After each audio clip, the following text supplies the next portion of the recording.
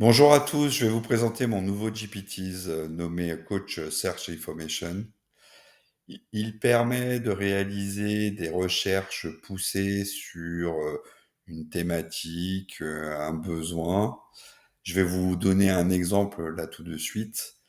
Je vais donc accéder à mon tableau de prompts basiques que j'ai créé.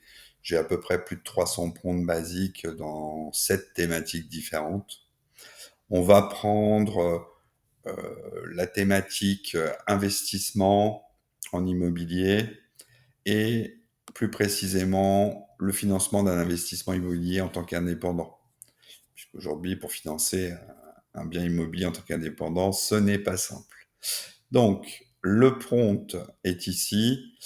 Sa description est: quels sont les défis spécifiques liés à l'obtention d'un financement immobilier en tant qu'indépendant et comment puis-je maximiser mes chances d'obtenir un prêt immobilier? C'est une vraie question pour les personnes qui sont indépendantes.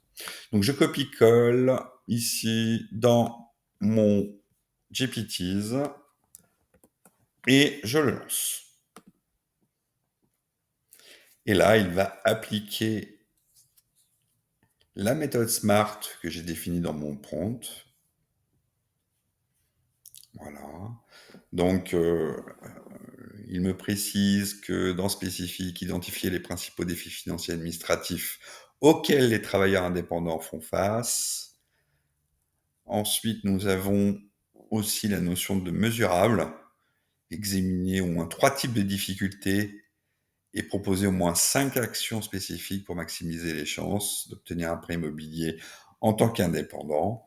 Je ne vais pas tous les décrire, je vais lui demander de passer à l'étape 2. Voilà.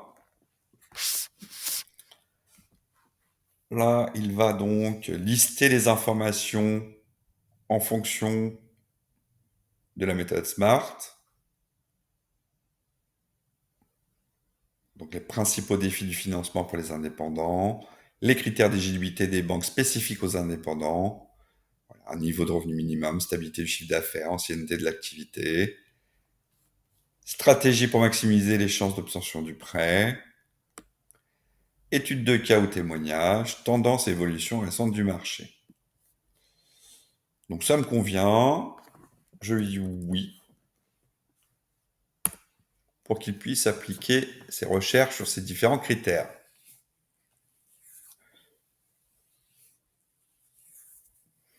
Donc là, il va donc me récupérer toutes les informations nécessaires. Il m'indique en plus les sources sur lesquelles il se base pour pouvoir donc m'apporter mes réponses. Voilà. Donc là, ce qu'on constate, c'est que voilà, il y a une notion d'incertitude des revenus. Et donc, c'est un des défis en tant que freelance. Je sais de quoi je parle. Ensuite, oui, apport personnel élevé. Comme les freelances sont un risque pour les banques, il est préférable d'avoir un apport personnel élevé. Donc là, il nous mentionne les stratégies qu'on souhaite. Voilà. Je lui demande de continuer, car pour moi, il n'a pas fini. Là, il va me donner des conseils additionnels.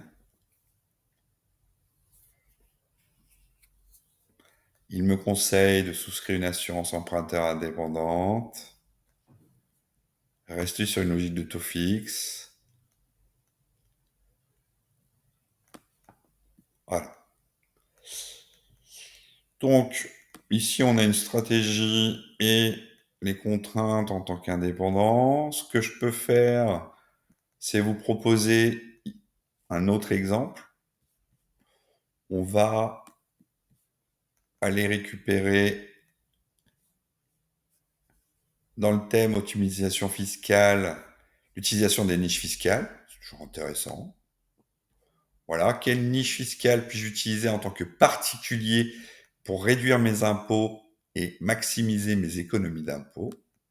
Je pense que cette question s'adresse à tous. Donc je vais de ce pas lui poser la question. Donc je vais revenir sur l'écran initial. Je vais lui coller le prompt basique et je vais lui demander de refaire des recherches en appliquant la méthode SMART. Donc là, quelles sont les niches fiscales les plus adaptées aux particuliers? Rechercher les dispositifs fiscaux disponibles pour réduire légalement les impôts. Identifier 5 à 7 niches fiscales pertinentes pour un particulier. Il m'a listé donc les informations à récupérer. Donc la liste des niches fiscales, les conditions d'éligibilité. Voilà. Est-ce que vous souhaitez que je passe directement aux recherches? Je lui dis oui.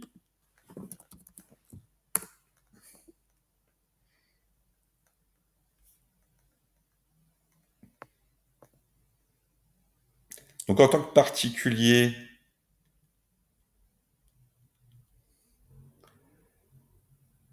il me donne les dispositifs immobiliers, les investissements dans les PME et fonds spécifiques, FCPI, les réductions pour dons aux associations ou fondations, les crédits de réduction pour la transition énergétique.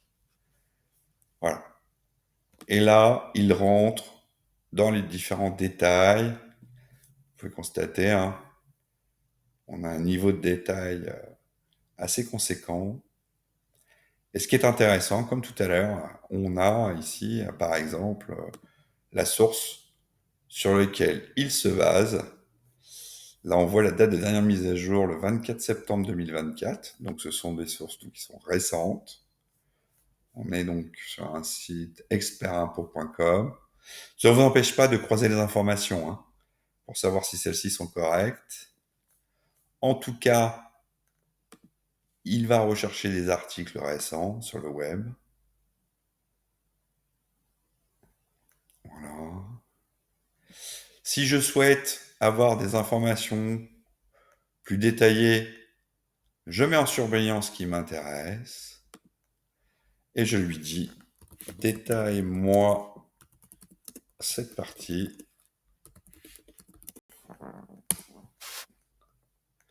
Ce qu'il va donc réaliser en quelques secondes, il va réaliser ses recherches sur le web. Et là, il me parle de ma prime rénov'. Là, il me donne donc quelle est la liste des travaux éligibles, quel est le plafond. Ici, je constate que c'est impôt.gouv, crédit impôt énergétique sur lequel il s'est sourcé. Voilà. Donc, ce GPT's Search Information permet d'avoir des réponses très détaillées et vous pouvez encore plus détailler, si vous le souhaitez, les réponses qu'il vous donne. Voilà, j'espère que cette vidéo est intéressante pour vous. Je vais vous laisser, je vous souhaite une excellente journée, ou après-midi, ou nuit. À très bientôt.